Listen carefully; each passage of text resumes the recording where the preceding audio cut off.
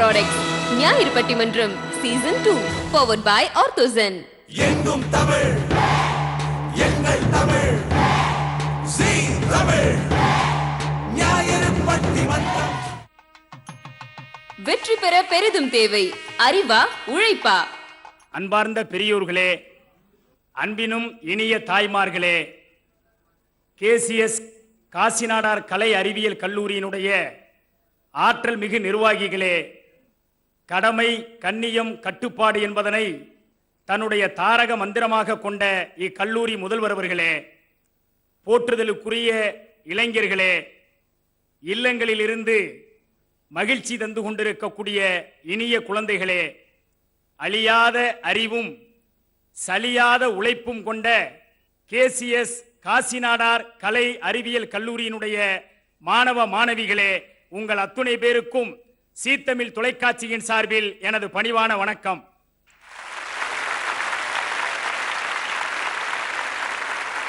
இன்றைய ஞாயிறு பட்டிமன்றத்தில் அறிவையும் உழைப்பையும் இங்கே விவாதத்திற்கு எடுத்து மிகச்சிறந்த பட்டிமன்றத்தை இப்போது வழங்க இருக்கிறார்கள். அறிவையும் உழைப்பையும் எடுத்திருக்கக்கூடிய இந்த நாள் ஒரு சிறப்புக்குரிய நாள். ஆம், பெருந்தலைவர் காமராஜரினுடைய பிறந்த நாளை கொண்டாடி கொண்டிருக்கிற இந்த நேரத்தில் அறிவும் உழைப்பும் ஒருங்கே பெற்ற உத்தம தலைவனினுடைய பிறந்த நாளில் அறிவா உழைப்பா வெற்றிக்கு பெரிதும் தேவை என கேட்டிருப்பது பொருத்தமான தலைப்பு. அந்த சிறப்போடு இன்றைய ஞாயிறு பட்டிமன்றம் தொடங்குகின்றது. இப்ப பொதுவா அறிவுக்கு இருக்கக்கூடிய சிறப்புகளை நிறைய சொல்லலாம். நிறைய பேர் வாகனங்கள்ல கூட எழுதி போட்டிருப்பாங்க, அறிவே துணை, அறிவுதான் எனக்கு துணையாக இருக்கிறது, பக்கபலமா இருக்கிறதுங்கிறத வெளிக்காட்டுவதற்கும் அவர்கள் அனுபவித்ததை பிறருக்கு சொல்லுவதற்காகவும் அறிவே துணைன்னு போடுறத பார்க்கலாம். அதே மாதிரி இன்னும் சில பேரை பார்க்கலாம், உழைப்பே உயர்வு தரும் அப்படின்னு எழுதி வச்சிருப்பாங்க. அப்ப அறிவு ஒருத்தருக்கு துணையா இருந்து அவங்கள முன்னேற்றுச்சுன்னா, இங்க உழைப்பும் ஒருத்தருக்கு உயர்வை தருகிறது. ரெண்டுமே சமமாக ஒரு முன்னேற்றத்தை தரக்கூடிய அருமையான விஷயத்தை இன்றைக்கு இரண்டு அணிகளாக இருந்து எது இதிலே வெற்றிக்கு பெரிதும் தேவை என்று இங்கே கேட்க வந்திருக்கிறார்கள். இப்ப அறிவு இல்லைனா அவனை நம்ம மதிப்போமா? நினைச்சு பாருங்க. போடா அறிவு கெட்டவனேம்பான். ஏதாவது முட்டாள்தனமா செஞ்சுட்டா சர்வசாதாரணமா சொல்ற வார்த்தை இது. கிராமத்துல படிக்காதவங்க கூட சொல்ற வார்த்தை போடா அறிவு கெட்டவனேம்பான். இன்னும் அதை கூடுதலா சொல்லணும்னா மாங்காமடையேம்பான். இப்படி எல்லாம் அறிவு இல்லைன்னா உடனே அடுத்த நிமிஷம் நமக்கு கோபம் வந்துடும். அப்ப உழைப்பு இல்லைன்னா மட்டும் கோபம் வராதா? போடா சோம்பேறி பழை அப்படிம்பான். போடா தடிமாடு. இன்னும் சொல்லணும்னா எரும மாடு மாதிரி இருக்கிறேடா, எரும மாட்டுல மழை பெஞ்சது மாதிரி இருக்கிறேடா கேட்போம். இது நடைமுறை வாழ்க்கையில அறிவு இல்லாதவன் மீதும் நமக்கு கோபம் வரும், உழைப்பு இல்லாதவன் மீதும் நமக்கு கோபம் வரும். அப்படி என்றால் ரெண்டுமே வாழ்க்கையின் முன்னேற்றத்திற்கு தேவைப்படுகிறது என்ற ஒரு நிலையிலே வைத்து பார்க்கின்ற போது இதில் எது பெரிதும் தேவை என்று கேட்பதற்கு ஒரு தைரியம் வேண்டும். அந்த தைரியம் இந்த ஜீ தமிழ் தொலைக்காட்சிக்கு இருக்கின்ற காரணத்தினால் இந்த தலைப்பை விவாதத்துக்கு தந்திருக்கிறார்கள். இப்ப ஒண்ணும் இல்ல, அறிவில்லாத உழைப்பும் தோல்வி, உழைப்பில்லாத அறிவும் தோல்வி. அதனால் இங்கே எழுந்திருக்கிறது இந்த கேள்வி. இங்கே ஞாயிறு பட்டிமன்றமாக உங்களிடத்திலே நடைபெற இருக்கிறது. இந்த தலைப்பு இப்ப அறிவுன்னு எடுத்துக்கிட்டீங்கன்னா, உழைப்புன்னு எடுத்துக்கிட்டாலும் அதை வயதை வச்சு சொல்லிட முடியுமா? முடியாது. வயசுக்கும் இதுக்கும் சம்பந்தமே இல்லை. அதே போல உழைப்பையும் எடுக்கலாம். உழைப்புங்கிறதும் சின்ன ஆளுல உழைக்கணும், பெரிய ஆள் உழைக்க கூடாதுன்னு இல்லை. சிறுவர் முதல் பெரியவர் வரை உழைத்தால் தான் உயர்வு என்பதும் இந்த நாட்டிலே நம்முடைய முன்னோர்கள் காட்டி இருக்கக்கூடிய ஒரு நியதியாக இருக்கிறது, வழியாக இருக்கிறது. அப்படிப்பட்ட ஒரு சிறப்புக்குரிய ஆற்றல் பெற்ற இரண்டு விஷயங்களை இன்றைக்கு விவாதத்திற்கு எடுப்பது என்பது அவ்வளவு சுலபமான காரியம் அல்ல.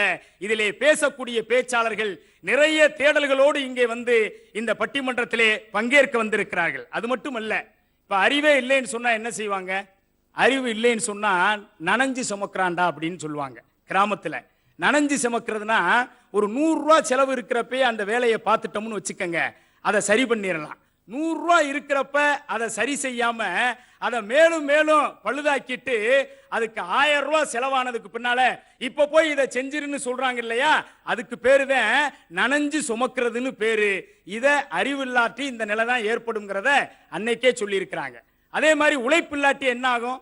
ஒருத்தன் அறிவை மட்டும் வச்சுக்கிட்டு என்கிட்ட அறிவு நிறைய இருக்கு அப்படின்னு சொல்லிட முடியுமா? நான் தான் அறிவாளி, நான் இல்லைனா இந்த உலகமே இருக்காது அப்படின்னு ஒருத்தன் சொல்றான்னு வச்சுக்கோங்க. அப்படியா உலகம் இருக்குது? உலகம் நமக்கு முன்னாலேயும் இருக்குது, நம்ம காலத்திலையும் இருக்குது, நமக்கு பின்னாலேயும் உலகம் இருக்க போகுது. அப்ப நான் தான் அறிவாளி, நான் இல்லாட்டி உலகமே இல்ல அப்படின்னு அறிவாளி தலைக்கணமா பேசினா, உழைப்பை புறந்தள்ளி விட்டு பேசினா அங்கேயும் ஆபத்து. நான் தான் அறிவாளின்னு சொல்றதுல தப்பு இல்ல, நான் மட்டும்தான் அறிவாளி என்று சொல்லுவது மிகப்பெரிய தவறு. எனவே அறிவுக்கும் அங்கே பக்கபலமாக உழைப்பு தேவைப்படுகிறது, உழைப்புக்கும் அறிவு தேவைப்படுகிறது. இப்படி ரெண்டும் ஒன்னோட ஒன்று பின்னி பிணைந்து இருக்கக்கூடிய, ஒன்றோடு ஒன்று தொடர்புடையக்கூடிய ஒரு அருமையான வாழ்க்கைக்கான வழிகாட்டுதலை எடுத்து இதில் வெற்றி பெற வேண்டுமானால் எது பெரிதும் தேவை என்ற கேள்வி கேட்டிருப்பது இன்றைய சமுதாயத்திற்கு வழிகாட்டக்கூடிய ஒரு உயரிய சிந்தனை. அந்த சிந்தனையை இந்த ஞாயிறு பட்டிமன்றத்தின் மூலம் ஜீ தமிழ் தொலைக்காட்சி தந்து கொண்டிருக்கிறது. இங்கே 6 பேச்சாளர்கள் பங்கேற்கிறார்கள். 6 பேச்சாளர்களில் இங்கே முதல்வர் பேசுகின்ற போது சொன்னதை போல உங்கள் கல்லூரியைச் சேர்ந்த மாணவர்கள் மட்டும் பேசவில்லை, 2 பேராசிரியர்களும் பேசுகிறார்கள். அவர்கள் சாதாரணமாக பேசவில்லை, 2 அணிக்கும் அணி தலைவர்களாக இங்கே இருந்து பட்டிமன்றத்தை வழிநடத்த இருக்கிறார்கள். 4 மாணவ பேச்சாளர்கள். அந்த 4 பேரும் ஜீ தமிழ் தொலைக்காட்சி நடத்திய தகுதி சுற்று தேர்விலே வெற்றி பெற்று இப்போது முதல் சுற்று ஞாயிறு பட்டிமன்றத்திலே போட்டியாளராக கலந்து கொண்டிருக்கிறார்கள். அந்த 4 பேரோடு அணித்தலைமை தாங்கி இருக்கிற 2 பேரையும் சேர்த்து 6 அற்புதமான பேச்சாளர்களை கொண்டு இன்றைய விவாதம் தொடங்குகிறது. முதலில் வெற்றி பெற பெரிதும் தேவை அறிவே என்ற அணி விவாதத்தை தொடங்குகிறது. அதனுடைய அணித்தலைவர் கேசிஎஸ் காசிநாடார் கலை அறிவியல் கல்லூரியினுடைய தமிழ்துறை தலைவர் ஆற்றல் மிகு பேராசிரியர் மணிமேகலை அவர்கள் விவாதத்தை தொடங்க வருகிறார்கள். வாங்க. இன்று இங்கு கொடுக்கப்பட்டுள்ள தலைப்பு வெற்றிக்கு பெரிதும் துணை புரிவது அறிவா உழைப்பா. நடுவர் அவர்களே, இந்த தலைப்பை நீங்க எவ்வளவு நாளா யோசிச்சீங்கன்னு சொல்ல முடியுமா?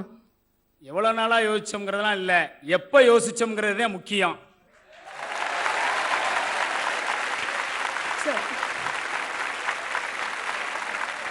எப்ப யோசிச்சீங்கன்றது கூட முக்கியம் இல்ல நடுவர் அவர்களே. ஒருவேளை உங்களை பேச வைக்கிறதுக்காக கூட யோசிச்சிருக்கலாம்ல. நாங்க இருக்கலாம். ஆனா எப்படி யோசிச்சீங்கன்றதுதான் இங்க ரொம்ப பெரிய கேள்வியா இருக்கு. இதுக்கெல்லாம் ரூம் போட்டு யோசிக்க முடியாது, தன்னால வரும்.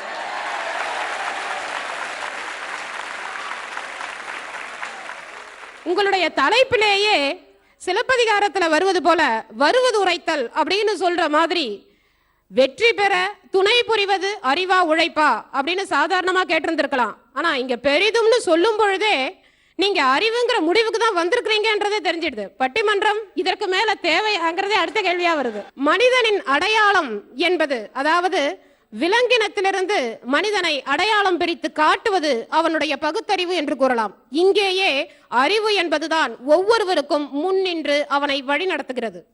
ஒவ்வொரு செயலுக்குமே, இப்ப கையை இப்படி தூக்குறேன் அப்படின்னா கூட மூளை உங்களுக்கு ஆணையிட்டால் தான் இந்த கையானது உயரும்.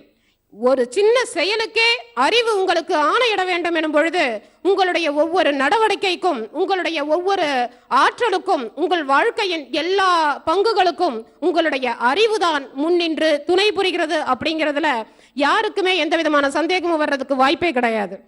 சாதாரணமா ஒவ்வொரு ஆணின் வெற்றிக்கு பின்பும் ஒரு பெண் இருப்பாள் என்று ஒரு பழமொழி. இது புதியதல்ல, ரொம்ப ரொம்ப பழைய பழமொழி தான். மாத்தி சொல்லுங்க. ஒவ்வொரு பெண்ணின் வெற்றிக்கு பின்னாலும் ஒரு ஆண் இருப்பாங்கன்னு கூட சொல்லலாம். தாராளமா. ஒவ்வொரு ஆணின் வெற்றிக்கு பின்னும் பெண் என்கின்ற இந்த பழமொழியை நான் இங்க கொண்டு வந்ததன் காரணம், இங்க நாம அறிவையும் உழைப்பையும் இந்த ஆணுக்கும் பெண்ணுக்கும் கொஞ்சம் உருவகப்படுத்தி பார்க்கலாம். அதாவது பெண்ணுக்கு அறிவையும் உழைப்பிற்கு ஆணையும் சொல்லலாம். ஒவ்வொரு ஆணின் வெற்றிக்கு பின்னாலும் ஒரு பெண்ணோ அல்லது நீங்கள் கூறியது போல பெண்ணுனாலே உழைக்காம உட்கார்ந்து சாப்பிடுறாங்கங்கறத சொல்றீங்க, அதான அர்த்தம்?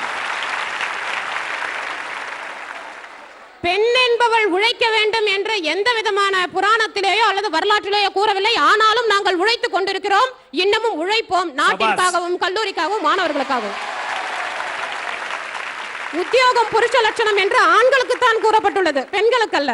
பெண்கள் என்பவர்கள் வீட்டையும் நாட்டையும் சரியான முறையில் வழிநடத்தி கொண்டு செல்லக்கூடியவர்கள் தான்.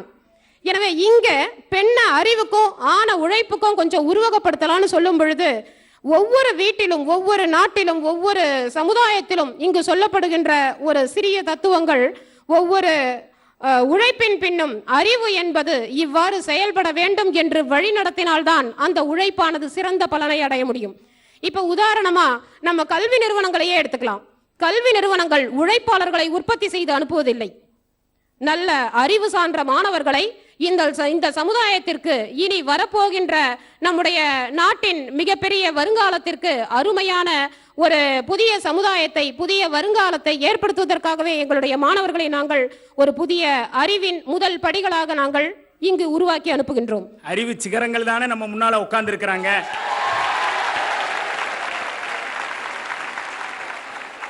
கல்வி நிறுவனங்கள் எல்லாமே அறிவு சான்ற மாணவர்களை உற்பத்தி செய்து அனுப்புவது என்று கூட கூறலாம். செடிகள் பூக்களால் அறியப்படுவது போல, மரங்கள் பழங்களால் அறியப்படுவது போல, மனிதா நீ உன் அறிவால் அறியப்பட வேண்டும். அறிவற்றவன் கைகளில் உள்ள அறிவாள், அறிவற்றவன் கண்ணில் உள்ள கனவு, அறிவற்றவன் கைகளில் உள்ள புத்தகம், அறிவற்றவன் உள்ளத்தில் உள்ள லட்சியம், இவை யாவுமே பயனற்று போகும். தெனாலிராமன் கதை உங்களுக்கு தெரிஞ்சிருக்கும்னு நினைக்கிறேன். ஒரு மரக்கிளையில் அமர்ந்து கொண்டு அந்த கிளையையே தன்னுடைய கையில் இருக்கின்ற கோடாரியால் வெட்டிய செய்தி. இதை பார்க்கும் பொழுது அறிவற்றவன் கையில் உள்ள கோடாரி அவனையே கீழே வீழ்த்தும் என்பது போல இங்கே நாம அறிவில்லாம செய்கின்ற செயல்கள் எல்லாம் நம்மை வீழ்ச்சி பாதையில தான் கொண்டு போகுமே தவிர வெற்றி பாதையில கொண்டு போகாது. மனிதருக்கு மாத்திரமல்ல நடுவர் அவர்களே, மொழிக்கு கூட அறிவு என்பது மிகவும் தேவைப்படுகிறது. இந்த அறிவுங்கிறது இருக்கிறதுனாலதான் நம்முடைய தமிழ் மொழி இன்று வரை நின்று நிலைத்து வருகிறது என்று கூறலாம். பேரறிஞர் என்று உலகமே போற்றக்கூடிய அறிஞர் அண்ணாதுரை அவர்கள் ஒரு முறை அயல்நாடு சென்றிருந்த பொழுது அவர்களுடைய பேச்சு அந்த மேடையில் அரங்கேறுவதற்கு முன்பு அந்த பேட்டியாளர்கள் அவரை பேட்டி எடுக்கின்றனர். பேட்டி எடுக்கும் பொழுது அவருடைய உருவத்தையும் உடையையும் பார்த்து இவர் இவ்வளவு குள்ளமா கருப்பா இவர் என்னத்தை பேசிட போறார் அப்படிங்கிற மாதிரியான ஒரு நகையாட்டம் மட்டுமே அவர்களுக்கு மிஞ்சி இருந்தது. இறுதியாக அவரிடம் அவங்க கேட்கிறாங்க, உங்களால ஆங்கிலத்துல சரளமா உரையாட முடியுமா அப்படின்னு. ஏதோ எனக்கு தெரிந்த வரை என்று கூறுகின்றார். சரி, ஒரு ஆல்பபெட்ல முதல் எழுத்து ஏ, அது இல்லாத ஒரு 10 எழுத்துக்கள் உங்களால சொல்ல முடியுமா அப்படின்னு கேட்கிறாங்க. ரொம்ப சர்வ சாதாரணமா ஒரு புன்னகையோடு அந்த பேட்டியாளருக்கு பதில் கூறுகின்றார், please note it down 1 to 100. ONE1 1ல இருந்து 100 வரைக்கும் பாத்தீங்கன்னா ஏங்கிற ஆல்பபெட் அங்க கிடையாது. அப்ப ஏங்கிற ஆல்பபெட் இல்லாத 10 வார்த்தைகளை அவங்க கேட்டா இவர் 100 வார்த்தைகளை சொல்றார். எந்த அளவிற்கு ஒரு மிகச்சிறந்த அறிவாற்றல் சிறந்த அண்ணா அவர்கள் தன்னுடைய பேச்சாற்றலால் அறிவாற்றலால் இந்த உலகிற்கு தன்னை நிலைநாட்டி இருக்கின்றார். எனவே பகுத்தறிவு முதல் பட்டறிவு வரை உன்னை வழிநடத்தி ஒரு உயர்நிலையை அடைய உதவுவது, வெற்றிக்கு பெரிதும் துணை புரிவது அறிவே அறிவே அறிவே என்று கூறி வாய்ப்பளித்தமைக்கு நன்றி கூறி விடைபெறுகிறேன். நன்றி, வணக்கம். ரொம்ப அருமையான பேச்சு. தொடக்கத்திலே சொன்னாங்க, பகுத்தறிவு இல்லைன்னா விலங்குக்கும் மனிதனுக்குமே வேறுபாடு படுத்தி காட்ட முடியாது. அப்ப அறிவுங்கிறது தான் நம்மள மனிதன் இந்த உலகத்திற்கு அடையாளம் காட்டுகிறதே. அந்த அறிவு பெருசா உழைப்பு பெருசான்னு சொல்லி எதிரணி பேராசிரியரை வம்புக்கு இழுத்திருக்கிறாங்க ஆரம்பத்திலேயே. அதுக்கு அடுத்து சொன்னாங்க, மூளை கட்டளையிடணும் எதையும். இப்ப முதல்வர் கட்டளையிட்டா அமைதியா இருப்போமா? அவர் சொன்னாலும் நம்ம மூளை சொல்லணும், சொல்லிட்டாரா அமைதியா இருக்கணும்னு நினைச்சாதான் அங்க அமைதியா இருப்போம். ஆக நம்முடைய மூளை என்பது அறிவு சார்ந்த விஷயம். அந்த அறிவு சார்ந்த விஷயம் தான் எதையுமே வாழ்க்கையில் முன்னுக்கு கொண்டு செல்ல முடியும் என்று அருமையா சொன்னார். அதுக்கடுத்து சொன்னாங்க, அறிவை உணர்வாக்க சொன்னார். இறுதியிலே அவர் முத்தாய்ப்பாக சொல்லுகின்ற போது, அறிவு மனிதர்களுக்கு உணர்வாக வந்துவிட்டால் செயல் எளிதாகிவிடும். எனவே அறிவுதான் வெற்றி பெறுவதற்கு பெரிதும் துணை நிற்பது என்று சொல்லி அருமையாக விவாதத்தை வைத்திருக்கிறார். அவருக்கு அனைவரின் சார்பாக நம்முடைய பாராட்டுக்களை தெரிவிப்போம். இப்ப அவங்களுக்கு பதில் சொல்லி, உழைப்பே வெற்றி பெற பெரிதும் தேவை என்ற அணிக்கு தலைமை தாங்கி KCS கலை அறிவியல் கல்லூரியினுடைய ஆற்றல் மிகு பேராசிரியர் மனோகரன் அவர்கள் வருகிறார்கள். வாங்க. உழைப்பால் உயர்ந்த எங்களுடைய கல்லூரியுடைய முதல்வர், துணை முதல்வர் உள்ளிட்ட பேராசிரியர் பெருமக்களே,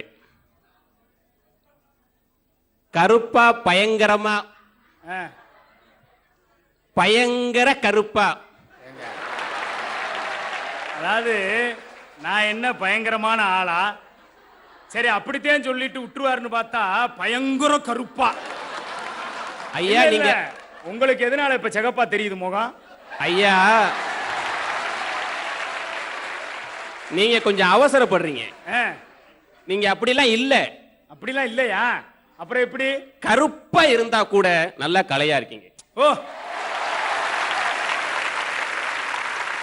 அப்படிப்பட்ட தரணி போற்றும் அவனியார் அவர்களே, சபாஸ். நடுவர் அவர்களே, சிங்கம் சிங்கிளா வருமா தனியா வருமா?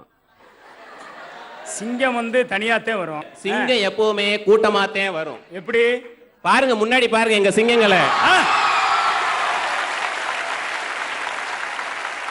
ஐயா அவங்களே ஒரு வார்த்தை சொன்னாங்க, வீட்டுக்காரரு உழைப்பாளி, இவங்க அறிவாளி, சுரண்டது.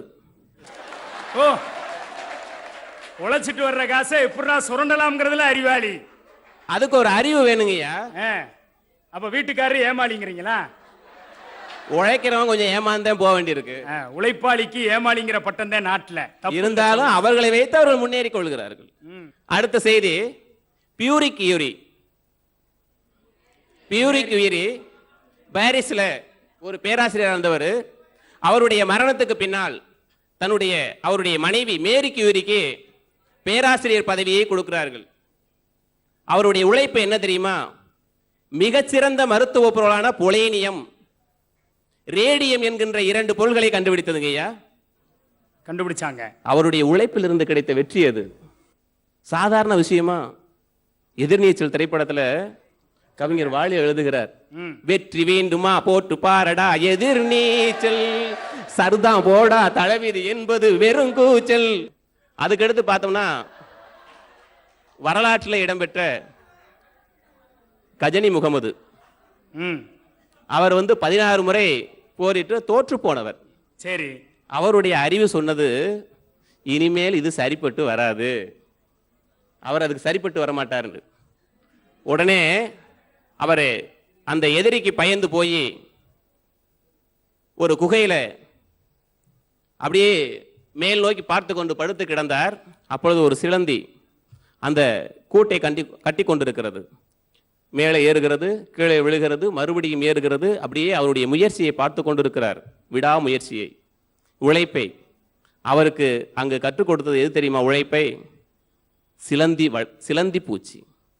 அதற்கடுத்து அவருக்கு கிடைத்ததுதான் மிகப்பெரிய வெற்றி. இன்னைக்கும் வரலாற்றிலே கஜனி முகமது தோற்று வெற்றி பெற்றவர் என்கின்ற செய்தியை வரலாற்றிலே குறிப்பிட்டு மாணவர்களுக்கும் நாமும் தெரிந்து கொண்டோம் என்றால் அது உழைப்பின் வெற்றி தான் ஐயா. நம்ம மாணவர்களையும் தோத்துக்கிட்டே இருந்து அப்புறம் வெற்றி பெறுங்கன்னு சொல்லிடாதீங்க.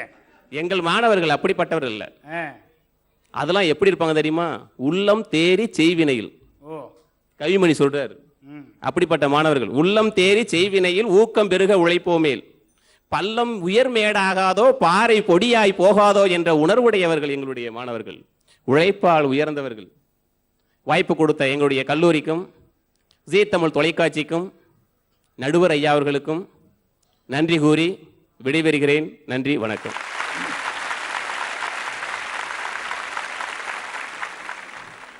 பேராசிரியர் மனோகர் ரொம்ப அருமையான தொடக்கத்தை தன்னுடைய விவாதத்தில் வச்சு ஆரம்பிச்சாரு. தோல்விகளே கூட ஒரு மனிதனுக்கு வெற்றியை தருகிறது என்று சொன்னால் துணையாக இருப்பது உழைப்பு தான் என்பதனை பல்வேறு சம்பவங்கள் மூலம், பாடல்கள் மூலம் இந்த விவாதத்திலே பதிவு செய்து இருக்கிறார். அவருக்கு நம்முடைய பாராட்டுக்களை சொல்லி இப்போது அவருக்கு பதில் சொல்லிட இப்போது அறிவே என்ற அணியிலிருந்து எம்ஜிஆர் ஜானகி கலை அறிவியல் கல்லூரியினுடைய மாணவி ரேவதி வருகிறார். வாங்க. அறிவே என்ற அணியின் அறிமுக பேச்சாளர் ரேவதி. வாழ்க்கையில் வெற்றி பெற பெரிதும் தேவை அறிவு. உன் வாழ்க்கையில் எதை வேண்டுமானாலும் யாருக்காகவும் விட்டுக் கொடு, ஆனால் உன் வெற்றியை மட்டும் யாருக்காகவும் விட்டுக் கொடுக்காதே. ஏனென்றால் வெற்றி பெற்றால் தான் இந்த போட்டி நிறைந்த உலகத்தில் தனக்கென்று ஒரு தனி முகவரியை அமைத்துக் கொள்ள முடியும். நடுவர் அவர்களே, சொல்லுங்க. சிந்திக்க தெரிந்தவனுக்கு ஆலோசனை தேவையில்லை. துன்பங்களை சந்திக்க தெரிந்தவனுக்கு வாழ்க்கையில் தோல்வி என்பதே இல்லை. சிந்தித்தும் வாழ்க்கையில் ஏற்படக்கூடிய துன்பங்களை சந்தித்தும் வெற்றி பெற தேவை அறிவு ஒன்றுதான். நடுவர் அவர்களே, என்ன மாதிரி அறிவாளியான ஒரு பத்திரிகை ஆசிரியர் நடுவர் அவர்களே, சாதாரண ஒரு மனுஷன் எடுத்துக்கோங்க. அவன் நினைக்கிறான் நான் உழைச்சு சம்பாதிச்சு முன்னுக்கு வரணும்னு சொல்லிட்டு, உடனே அவன் வாகனத்தை ஓட்டி உழைக்கணும்னு நினைக்கிறான். போய் வாகனத்துல உட்கார்ந்த உடனே அவனால ஓட்டிட முடியுமா நடுவர் அவர்களே? உட்கார்ந்த உடனே எப்படி ஓட்ட முடியும்? அந்த வாகனத்தை பத்திய அறிவு இருக்கணும். இதான் கிளர்ச், இதான் கியர், முக்கியமா பிரேக் இதான் தெரிஞ்சிருக்கணும். இந்த வண்டி டீசல்ல ஓடுமா இல்ல பெட்ரோல்ல ஓடுமா இப்படின்னு அந்த வாகனத்தை பத்தி அறிவு இருக்கணும் நடுவர் அவர்களே. அதையும் தாண்டி கேஸ்ல ஓடுமான்னு இப்ப பாத்துக்கிற வேண்டியது இருக்கு. நடுவர் அவர்களே, சொல்லுங்க. உழைப்புக்கும் அறிவுக்கும் உள்ள வித்தியாசம் ஒண்ணு இருக்கு. என்ன இருக்கு? டிஎன்பிஎஸ்சி பேசிக் எக்ஸாம் எழுதி கிளர்க்கா ஜாயின் பண்ணி உழைச்சி ஓடா தேஞ்சி ரிட்டையர் ஆகும்போது டெபுட்டி தாசில்தார் ரிட்டையர் ஆகுது உழைப்பு. சரி. அறிவுங்கிறது குரூப் 1 குரூப் 2 எக்ஸாம் எழுதி ஸ்ட்ரெயிட்டா டெபுட்டி தாசில்தார் ஆகுறதா நடுவர் அவர்களே இங்க அறிவு. ரிட்டையர் ஆகும்போது ஐஏஎஸ் ரிட்டையர் ஆகுவாங்க. ஆஹா, நீங்களே சொல்லுங்க. கிளர்க் ஆகணும்னு ஆசையா ஐஏஎஸ் டிஎன்பிஎஸ்சி தேர்வு நடக்குதுமா, கேள்வியை பூரா கஷ்டமா கேட்டு வைக்கிறாங்கம்மா, என்ன செய்ய? உங்க எல்லாருக்கும் கிளர்க் ஆகணும்னு ஆசையா ஐஏஎஸ் ஆகணும்னு ஆசையா? முத ரேவதி ஐஏஎஸ் வந்து காமிச்சீங்கன்னா அது எங்களுக்கெல்லாம் பெருமையா இருக்கும். கண்டிப்பா நடுவர் அவர்களே. நடுவர் அவர்களே, இந்த உழைப்பால வர எல்லாமே ஒரு நாள் அழிவு இருக்கும். உழைப்புக்கு கூட ஒரு நாள் ரிட்டையர்மெண்ட் உண்டு. ஆனா அறிவுக்கு கிடையவே கிடையாது நடுவர் அவர்களே. சாகர வரைக்கும் அறிவு நம்ம கூட தான் வரும். வயசாயிட்டா உழைக்க முடியாம உட்கார்ந்துட்டு தான் நடுவர் அவர்களே இருப்போம். நூலகங்கள், புத்தகங்கள் இதெல்லாம் அறிவினுடைய பெட்டகங்கள். மக்கள் தொகையோட எண்ணிக்கை இந்தியால பெருகிக்கிட்டே வருது. பெருகுது எப்பதான் நிக்குனே தெரியல. அந்த அளவுக்கு இந்தியால புத்தகங்களோட எண்ணிக்கையும் பெருகிட்டு வருது. ஏட்டு புத்தகங்கள் மட்டும் கரைக்கு உதவாது. அதோடு சேர்ந்த அறிவு புத்தகங்கள், மகான்களுடைய தத்துவங்கள் இதெல்லாம் தான் நம்ம வாழ்க்கையில வெற்றியான பாதைக்கு கொண்டு செல்லும். மாணவ செல்வங்களே, நீங்களும் அறிவு புத்தகத்தை திறந்து பாருங்கள். உங்களுடைய அறிவு மேலோங்கும். உங்கள் வெற்றி உங்கள் கையில். வெற்றி பெற்றால்தான் இந்த உலகத்தில் உங்களுக்கென்ற தனி முகவரியை அமைத்துக் கொண்டு சொந்த காலில் நிற்க முடியும். எனவே வெற்றி பெற தேவை அறிவு, அறிவு, அறிவு மட்டும்தான் என்று கூறி பேச வாய்ப்பளித்த அனைத்து நல்ல உள்ளங்களுக்கும் நன்றி கூறி விடைபெறுகிறேன். நன்றி, வணக்கம்.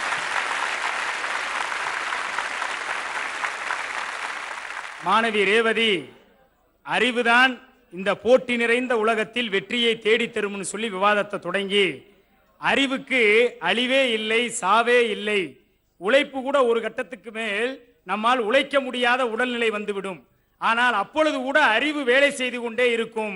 இதிலிருந்து சொல்லுங்கள், அறிவு பெரிதா உழைப்பு பெரிதா என்ற கேள்வியை கேட்டு அருமையான விவாதத்தை தந்திருக்கிறார். இப்ப அவருக்கு பதில் சொல்லணும். வருகிறார் சென்னை கோவூரில் உள்ள சென்ட் ஜோசப் கலை அறிவியல் கல்லூரியினை சார்ந்த மாணவி ராஜலட்சுமி. வாங்க.